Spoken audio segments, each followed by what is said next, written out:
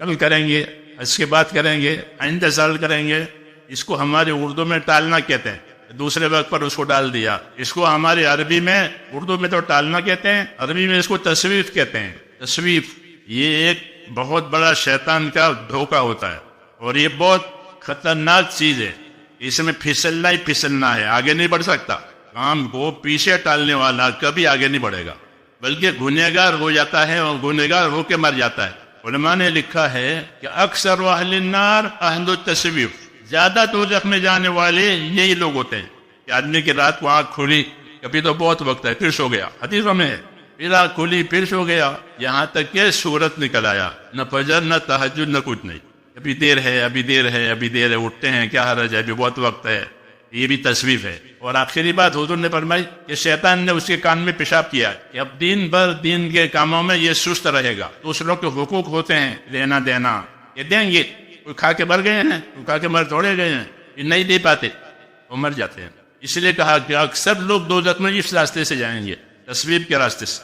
حضور صلی اللہ علیہ وسلم کے زمانے میں جب آپ نے اپنا کام شروع کیا مکے میں، اس زمانے میں لوگ حج کرتے تھے، جاہلیت کا حج، اسلام کا حج ابھی نہیں آیا تھا، تو مجمع ہو جاتا تھا حج کے دنوں میں مینا میں.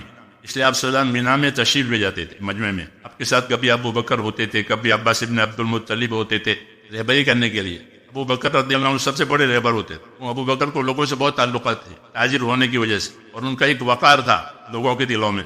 اس لیے حضور صلی اللہ علیہ وسلم مینا میں آنے والے ان مسافروں میں کام کرتے تھے، ان کو دعوت دیتے تھے. وہ بتاتے تھے میں اللہ کا نبی ہوں، یہ لوگ مان لیں گے تو یہ میری بات اپنے ملک میں لے جائیں گے.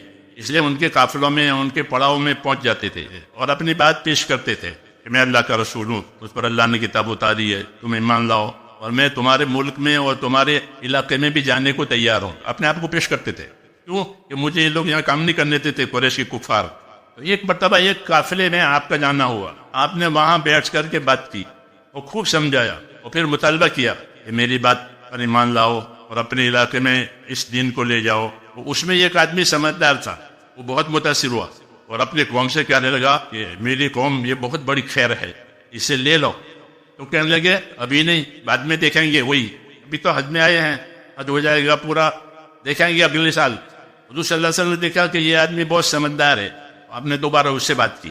وہ کہنے لگا کہ آپ کی بات خدا کی قسم مجھے اتنی نورانی معلوم ہوتی ہے کہ میں بتا نہیں سکتا. کہ نبی ہے اور دعوت دے رہا ہے، لیکن میری قوم ہے یہ، اگر میں زیادہ نور دوں تو یہ مجھ سے بھی ناراض ہو جائیں گے، یہ حالت ہے، اس لیے میں لاچار ہوں. تو حضور صلی اللہ علیہ وسلم نے ان کو چھوڑ دیا، دوسری جگہ تشریف لے گئے.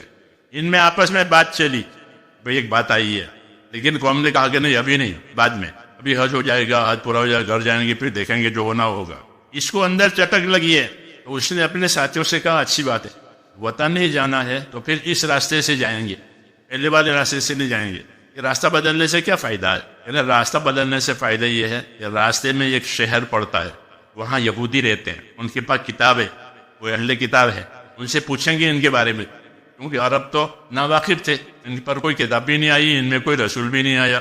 اچھی بات ہے. وہاں پہنچے، بوڑھے یہودی سے ملاقات کی، یہ ایسا ایسا ہوا ہے مینا میں، آپ کی کیا رائے ہے؟ اس نے اپنی کتاب کھولی، کچھ کہا نہیں، وہ کتاب کھول کر کے پڑھنا شروع کیا.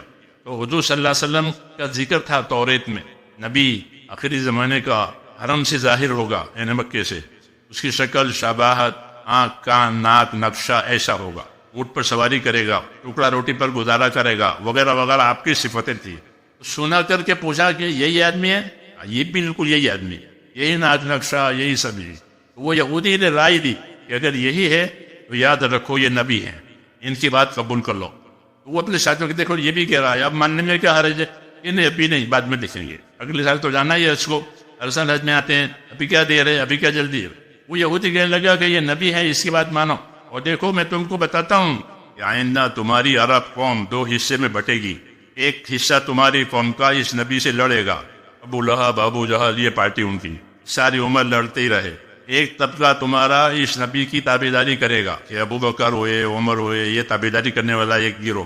میری رائے ہے، کہہ رہا ہے میری رائے ہے کہ نبی سے لڑنے والے مت بنو، نبی کی تابعداری کرو. تیسری بات اس نے یہ کہی کہ جو میری قوم ہے، میری قوم اس نبی سے حسد کرے گی.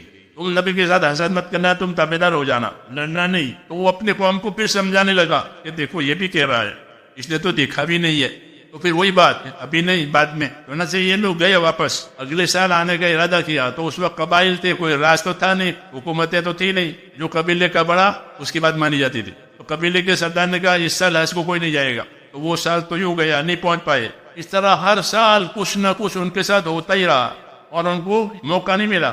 ہر سال کوئی نہ کوئی رکاوٹ آ گئی، یہاں تک کہ حضور صلی اللہ علیہ وسلم نے مکی زندگی گزار کر کے مدنی زندگی پر آئے. مدینہ کی بھی 10 سال ہو گئے آپ کو، ان کو موقع نہیں ملا کہ دوبارہ آئے. 11ویں سال میں جب حضور صلی اللہ علیہ وسلم نے اپنا حج کیا تو لوگوں کو دعوت دی کہ ہمارا حج ہوگا اس سال، ہمارے ساتھ حج کرو. اور فرمایا مجھ سے حج سیکھ لو، اگلے سال ملاقات کی امید نہیں ہے. اپنی وفات کی اطلاع دی. ان لوگوں کو اس کا موقع نہیں ملا کہ وہ آئے. وہی ایک آدمی جس کو اندر چٹک لگی تھی وہ آیا حج میں، میں اشارہ اس کا نام تھا، وہ ملا آپ سے، اسے مجھے پہچانا کہ ہاں پہچانا، میں اشارہ بنا میں ملے تھے اتنے سالوں پہلے. کہنے لگا یا رسول اللہ جتنے لوگ میرے ساتھ تھے قافلے میں اس عرصے میں ایک ایک کر کے سب مر گئے، ایک بھی نہیں بچا ہے. اللہ نے میری زندگی لمبی کر دی، مجھے موقع ملا کہ میں آپ سے ملا ہوں. اب حضور صلی اللہ علیہ وسلم کی زندگی میں 3 مہینے رہ گئے ہیں. اس کے بعد میرے بھی اسلام قبول کرنے میں تاخیر ہوئی ہے، لیکن اللہ نے مجھ کو بچا لیا اور میرے جتنے ساتھی تھے اپنی موت سے ایک ایک کر کے دنیا سے چلے گئے. پھر مسئلہ پوچھا جو لوگ اس طرح چلے گئے ہیں دنیا سے ان کا کیا ہوگا آخرت میں؟ آپ نے فرمایا کہ جو ہمارے دین پر نہیں مرے گا وہ دوزخ میں جائے گا. اللہ کا شکر ہے کہ مجھ کو اللہ نے بچا لیا. حضور صلی اللہ علیہ وسلم تو 3 ہی مہینے زندہ رہے، پھر ابو بکر کی صحبت میں رہے اور ان کا اسلام اور دین بہت اچھا ہو گیا. یہ بات میں نے اس لیے سنائی، بعد میں کریں گے، بعد میں کریں گے، بعد میں ہو جائے گا، بعد میں نکلیں گے، پھر نہیں نکل پاتے. دنیا ان کو چھوڑتی نہیں ہے، ایک کام کے بعد دوسرا کام، ایک ضرورت کے بعد دوسری ضرورت. کار دنیا کیسے تمام نہ کر، فارسی میں مثل مشہور ہے کہ دنیا کے کام کو کوئی پورا کر کے گیا ہی نہیں ہے، بلکہ دوسروں کے لیے چھوڑ کے جاتے ہیں، پھر دوسرے بھی اسی طرح پہنچتے ہیں. وہ مسئلہ چھوڑ کے جاتا ہے، مسائل پیدا ہو جاتے ہیں. جب حق بات سامنے آوے تو اس پر سبقت کرو، اس پر پہل کرو.